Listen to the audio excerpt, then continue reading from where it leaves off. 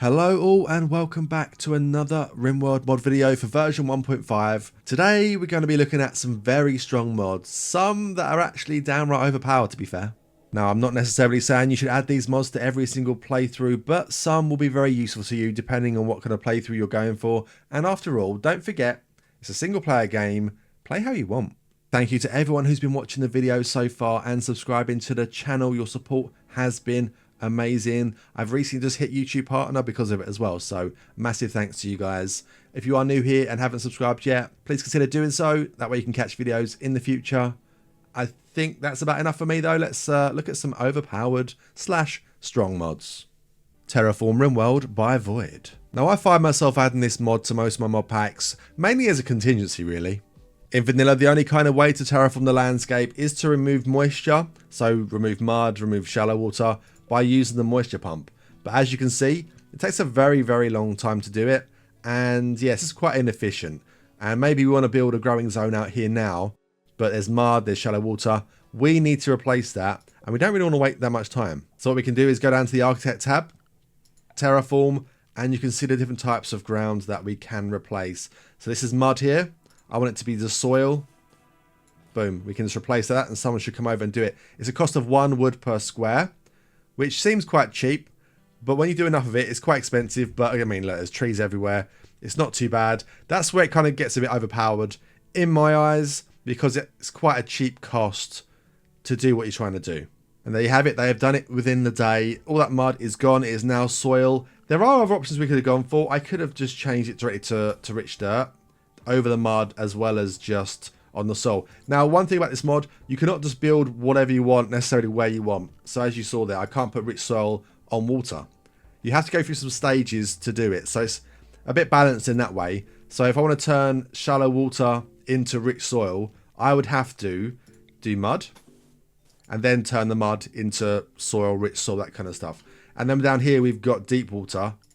I can't turn that directly into soil either. What we need to do first is to change the deep water to shallow water. Once it's changed to shallow water, we can then change it to mud along with the rest of the shallow water. Then we can turn all this area into soil or rich soil, and this whole area of wetness will be gone. Might take a little bit of time and a little bit of wood, but again, if you're on the right kind of tile, you've got loads of wood, it is very quick to do realistically. A lot faster than using this moisture pump. So obviously you're not just stuck with removing water like you are in vanilla. You can actually add water as well. So I could turn mud into shallow water, then into deep water. And obviously on deep water, you can't pass over it. So you could do a moat around your base. You could do a moat around the whole map, leaving one little section. So no matter where the enemies spawn in at the edge, they'd have to go all the way around to get you from there. So you could have a killing area set up already, or just to slow them down quite a lot at the start. So that's where it's kind of a bit strong there as well. I do like it. I don't often do that, but normally when I use it, it's just because I want to have remove a little bit of water or a little bit of mud around nearby my base where I'm going to, have a growing zone. Or if I want to build a big square over this, make my base a bit wider, I don't have to settle for wooden walls over the shallow water or mud. I would rather build stone. So we just quickly, you can just terraform in a line, let's say. So where's my soil? So I wanted to build all the way across here. That's already soil there. But I want to go over there. I don't have a wooden wall up here. You can just do this, then build the wall over top. Obviously your floor is going to be a bit ropey, but at least you got your wall up straight away. You can also build your own thick mountain roof on top of any already built roof. Now, that's quite strong, quite expensive. Means that you can't get drop pod raids on top of it. You can't get mortars or meteorites hit. So yeah, very strong. You probably can get infestations underneath it then after you built it. But yeah, it's had some more protection if you want to.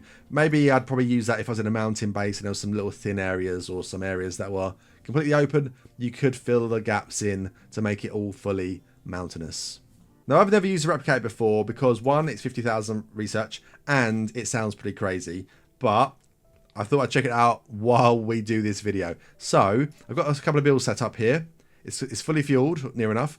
If I was to say unsuspend this one, replicate medicine forever, it just literally starts spawning in random medicine all over the place. And then we can also put raw resources on. Let's put that more priority. And now we're getting different raw resources. As long as you've got the fuel for it, you can just keep replicating anything. even crazy Archotech stuff, which we're going to talk about in the later mod on this video. There's all sorts of different things we can add. You can do artifacts, bionics, Archotech stuff, so much. Now this is very strong. Isn't even that expensive to build really. 20 components, a few other little resources, lots of research, but yeah, pretty crazy. I probably would never actually use this. The mod I use just to change the ground, not to actually just, you know, crazy replicate everything around us.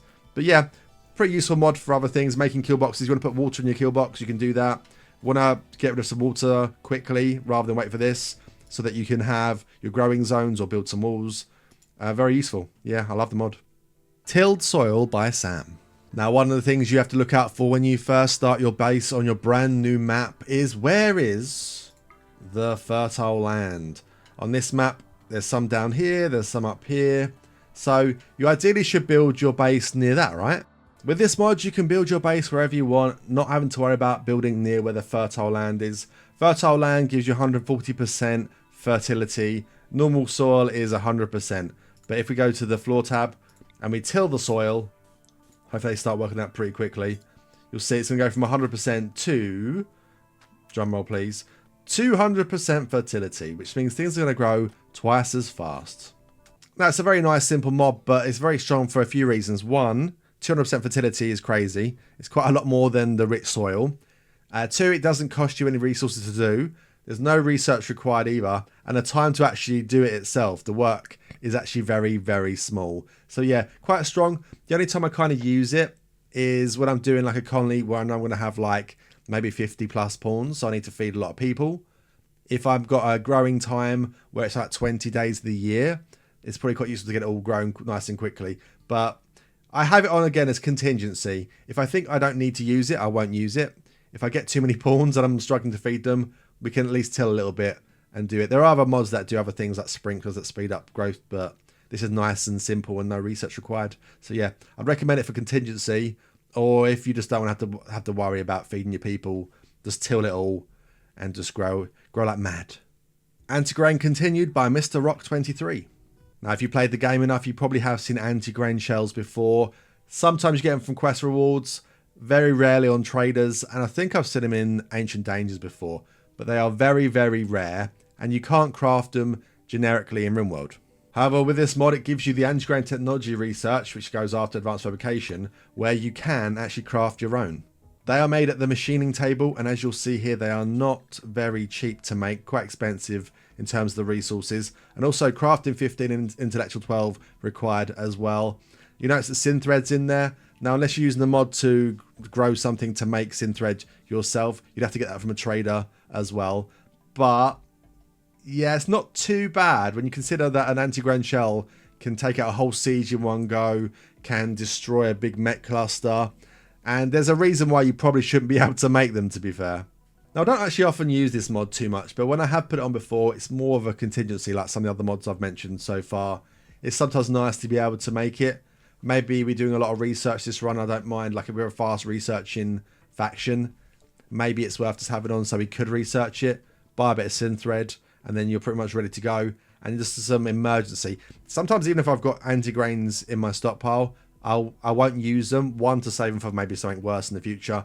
And two, because it does really trivialize some raids at times. So yeah, but maybe you're a person who just wants to have loads of like high-end mini nukes kind of thing, in which case this mod could be pretty good for you. No Techprints Needed by Punkyru. Now, as you can guess from the name of this mod, it does indeed remove tech prints that lock certain researches behind an item. So you have to go out into the world, see traders, go to Ancient Dangers, do quests to maybe find an item which allows you to research something. Now, are they locked for a specific reason?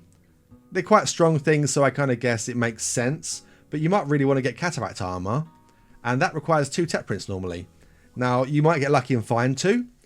But if not, you go to a trader, maybe you get lucky they sell it. But it's also quite expensive. They can be like, I think the cataract armor one can be like 3,000 to 4,000 silver at times. So you might be spending 6,000 to 8,000 silver just to unlock the research to get cataract armor. Is that fair? I guess they're strong, so that's the reason why they're doing it. But also things like healing factors. There's some really good body adjustments, and I like to have them.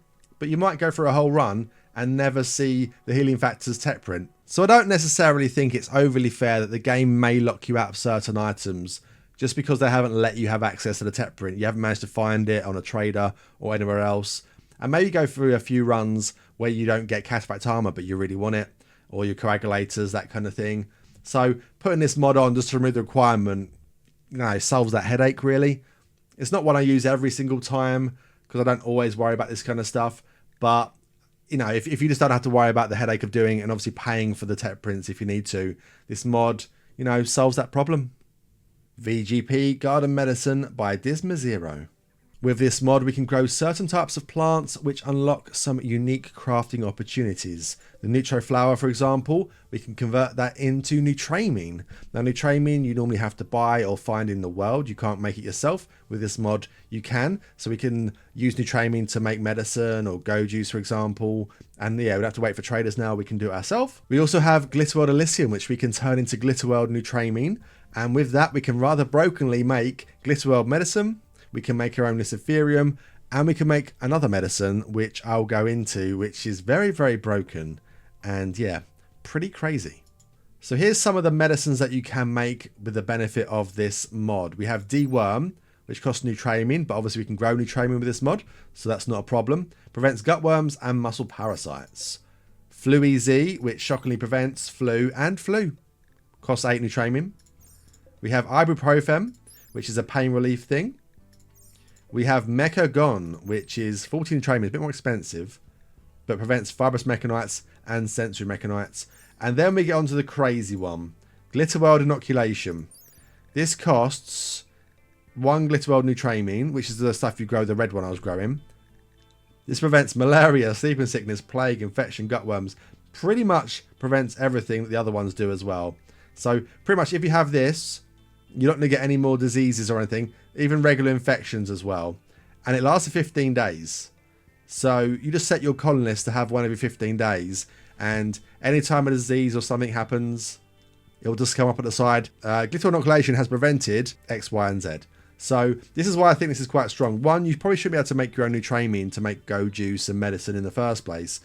But the fact that you can make a higher level, which gives you access to inoculation, which prevents every kind of disease in the game, is, kind of, I guess, defeating some of the purpose. Again, not a mod that I use every single time. I think it kind of makes sense maybe for like a very high-tech spacer colony, if you're going to go for one of those. Or if you just want to not worry about having to deal with any kind of diseases, or if you want to make your own best medicines, maybe have everyone on Luciferium.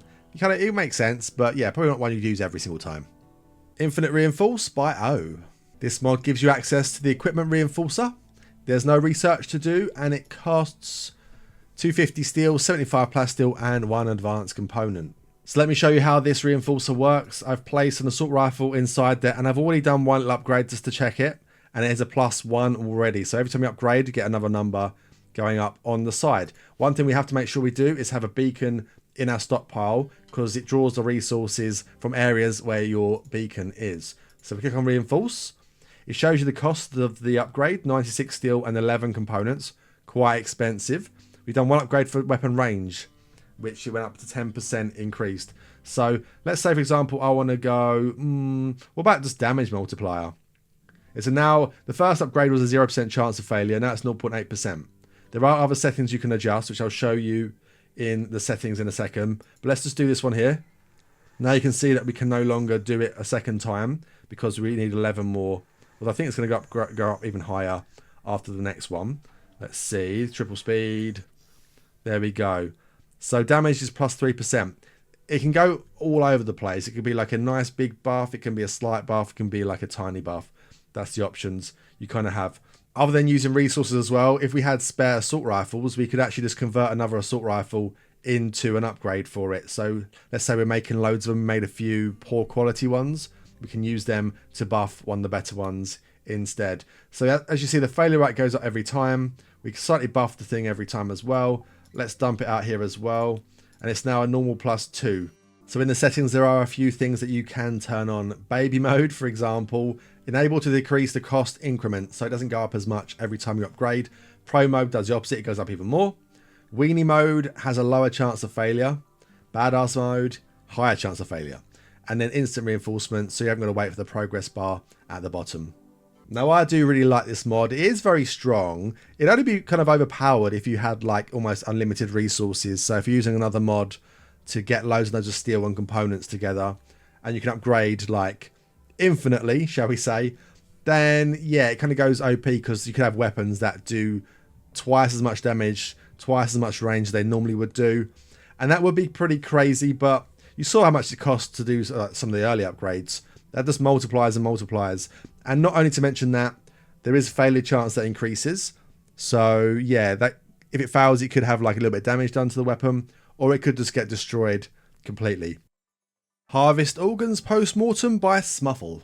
Normally in Rimworld, if you want to get yourselves hands on some of those tasty prisoner organs, you have to, well, yeah, arrest them, and then you have to do surgery on them while they're in your prison. With this mod, however, you can now do it on the corpses of your enemies as well. And not only can you just get like one lung, because if you take two, they die, you can take out everything. Now, it kind of depends on your skill as a doctor and the medicine you're using. But as you can see on the screen here, we have some autopsy tables. I don't have any corpses yet, so we're going to have to rectify that. So let me get a corpse and I'll show you what I mean. Now, as you can see, we have magically gained ourselves a human corpse. Nice and fresh indeed. So what you'd have to do normally is you research down. You can start with basic, which uses lower tier medicine, and you have less success chance. And then you go all the way up to Glitter World. There's animal there as well. That's to remove barnicks from certain animals if you've got mods that give animals barnicks. So Glitter World Autopsy uses high level medicine, also uses a high level of skill. So I've already put one down for this, but Butcher for Organs, no skill required. And then you've got Medical Extract, which is 8 skill. And then you've got the Preserve, which is 15 medical skill, which is the highest chance of getting stuff from the corpse. So Amelia, why don't we go and operate on this lovely corpse, and let's see what we get out of it. Goes there, we get 1 Glitter World Medicine. Oh, thanks for the quest. Don't interrupt me again. Why I put a corpse there? I thought that was for fresh only. Well, okay. Let's zoom through this. Let's see what we get from this one. Amelia's going to do a great job. And we get... Oh, look at this. We've got ourselves a liver, a kidney, 2 kidneys, and the clothes, which I'm going to guess are tainted still as well. So the body's been done. We can't do any more. Shows you what's been removed there as well. Apparently the heart's been removed, but I don't know why or where that would go. Maybe that's how they... Oh, right. Is it on there? Show me heart. There's a lung there. Is there a heart somewhere as well? I don't know what they've done with stuff. I feel like maybe that's how the colonist died and was a corpse anyway. So obviously a pretty strong mod, because in vanilla you cannot butcher corpses. And for pretty good reason. All these organs are worth quite a lot of money. And, you know, obviously you can make a lot of funds that way by selling them to traders. But not only that, but it increases your overall wealth, which means the raids against you become very hard very quickly. So it is a double-edged sword. But a great thing about it is if an enemy comes in and they got loads of bionics, for example, and you kill them, you can still maybe claim some. It's not guaranteed you get everything that they had on them, but with the high level medicine and the high level bill, there's a good chance you get some stuff where normally you just have to throw them in a pit or burn them or something. So it's quite nice for that. It's an ideal mod for one of those crazy ones where you don't care about wealth maybe, or if you're just like, you know, cannibal colony and you're going to butcher the corpses anyway, you might as well remove some of the bionics first and use them on your people. But yeah, very strong, but yeah, very useful. And it also kind of makes sense, because just because the body's dead doesn't mean you can't remove things, you know, shouldn't necessarily mean that anyway. Archotech Expanded by Teok. By the mod author's own admission, this mod is pretty crazy, but they made it for themselves. And yeah, if you guys want to use it as well, crack on. It is a really fun one, to be fair. It adds a few body parts that are really over the top, a lot more architect stuff. I'll kind of show you on the bills here. If I click on the actual right thing, that'd be great. Architect hearts, kidneys, liver, pelvis, and I'll put them all in one of our people just to show you kind of like what we're working with. But it also adds nanomachinery, picomachinery, and atom machinery, which are Archotech materials. So if you make a sword out of steel or, you know, plasteel, well, they're great. I'll show you what one is, which we make out of some of these things. It's very over the top. They're very hard to make, very expensive. So you need to have some other mods probably to help you with some material and wealth gain. But these are absolutely nuts. It'll be easy to show you guys the materials first and how much difference they make. So a steel longsword, normal, 8.6 melee damage per second, 33% penetration. Then we go to nanomachinery, also but 100 HP. Nanomachinery, what's that, like 100,000 HP? Straight away, 57.16 DPS, 130 penetration. This is the lowest form, by the way. Then the next level up, Pico Machinery. 102 DPS, 196 armor penetration. And then we go to the crazy Atto Machinery. 228 DPS, 262%. So obviously crazy numbers we're talking about here, but these are very, very expensive to make. So you're very unlikely to get it. But you might get lucky and a raider might drop one, or you might see one for sale. To be fair, if you see this for sale, it's going to cost you 30,000 silver. But I'd argue if you had the money, that would probably be worth it, because it's very, very expensive to make the Atto Machinery. Because you have to make loads of this to make a small amount of this. Just make even more of this to make loads of this to make one of these. Then you have to make enough that you can actually craft out of. So it's crazy, crazy expensive, but the damage is absolutely insane. And now for something truly crazy. Okay, you thought that last thing was a bit mad. Now let's look at Amelia. So I have paused it for very good reason, because I might lose her, because she can move at 1,502% movement speed with all these upgrades. Just look at them all. Some of these are generic, not say generic, some of these are regular vanilla Archotech stuff, but most are not, because you'd never really see that. 1,710% manipulation, absolutely crazy. And that's not the worst of it. Or the best of it, I guess I probably should say. Her brain adjustments. The membrane gives her 1,000% armor. 200% efficiency, extra dodge chance. The melder, 300%. Loads of learning factor, research speed, more dodge chance. Obviously eyes are generic. We've got advanced Arctic arms with 400% efficiency. We've got lungs, livers, spines, kidneys, pelvis, the legs, which have 400% efficiency. Absolutely crazy. And we've got an Archotech Obliterator, which you might say, oh, you know, gives the left arm quite good, you know. Let's look at it, shall we? It attacks, is it going to say on here? I can't remember if it says on here. I think if I highlight this bit, melee damage per second, average damage dealt per second is 820%, because, yeah, if we look on the top right there, they do an attack every 0.01 seconds. So it's like a machine gun. I feel like I need to show you this as well. So I will show you that on top of this. But yeah, this is pretty crazy. It's very hard to make the stuff, to be fair. You might find them on traders again, but it'd be very expensive.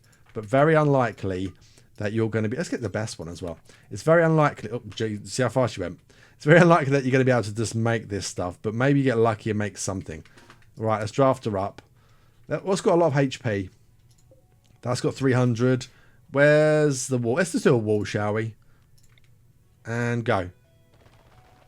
There you go. So overall, pretty nuts of a mod. Yeah, very overpowered, but it's very expensive to do this stuff. So the chance of you getting all this in is, I mean, it'd be a very, very long time unless you had some other broken mods giving you loads and loads of resources. But yeah, still fun nonetheless. And you can maybe get yourself a weapon out of it. And who knows, maybe you find some in ancient danger and you can make yourself something nice and juicy. So there you go, some very strong mods and some overpowered ones for Rimworld. Let me know if you know of any other ones in the comments. Maybe I can do a second part to this or some more overpowered ones. I don't often use that many, so I feel like there's probably loads more out there that I don't know about. And thank you very much for watching. Don't forget to subscribe if you haven't already. That way you can catch videos in the future. We're currently doing a mod video every week. Different quality of life, overpowered. I'm going to do one on Vanilla Expanded mod soon as well. So yeah, thank you guys very much for watching, and I'll see you in the next one.